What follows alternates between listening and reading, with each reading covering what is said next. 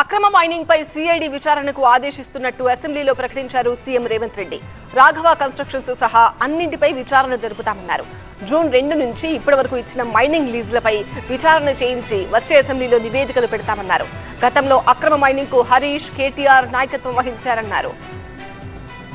వివాదం లేవనెత్తాలని, ఒక మంత్రి మీద బురద జల్లాలని వాళ్ళ అక్కసు అసూయ వాళ్ళు అనుకున్న పైరవీలకు ఆ మంత్రి సహకరించడం లేదని, ఆ మంత్రి మీద ఒత్తిడి తీసుకురావాలి, ఆ మంత్రిని బ్లాక్ మెయిల్ చేయాలని కొంతమంది సభ్యులు ఏదైతే ప్రయత్నం చేస్తున్నారో బ్లాక్ మెయిల్కి ప్రభుత్వం భయపడదు.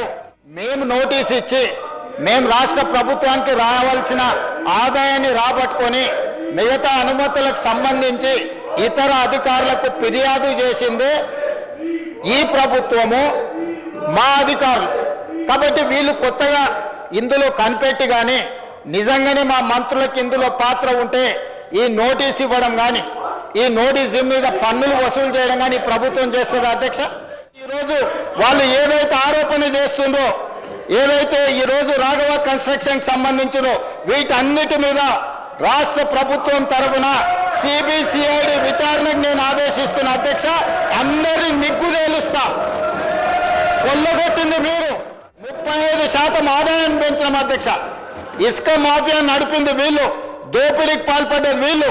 ఈరోజు వాళ్ళే అంటున్నారు కన్స్ట్రక్షన్ కుంటుబడింది, రియల్ ఎస్టేట్ దెబ్బతిన్నది. మరి రియల్ ఎస్టేట్ దెబ్బతింటే ఇసుక ఏమన్నా బుక్కుతున్నామా అధ్యక్ష? ఇసుక ఏమన్నా వండుకొని బిర్యానీ తింటున్నామా? ఆనాడు మేము 2024-25లో తీసుకొచ్చిన ఆదాయం కంటే మేము ఈరోజు 35% పెంచినాం అధ్యక్ష.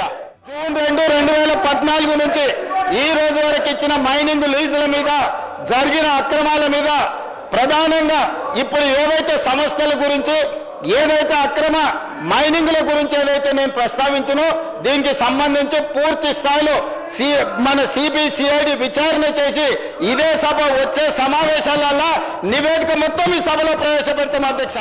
ఆ కంపెనీలో మంత్రి గారికి కానీ మంత్రి గారి కుటుంబానికి సంబంధం లేదని ఆ మంత్రి గారు గతంలోనే చెప్పిండు. వీళ్ళు నిజ నిర్ధారణ కమిటీ అని అక్కడికి వెళ్ళి వీరంగం చేసిండ్రు.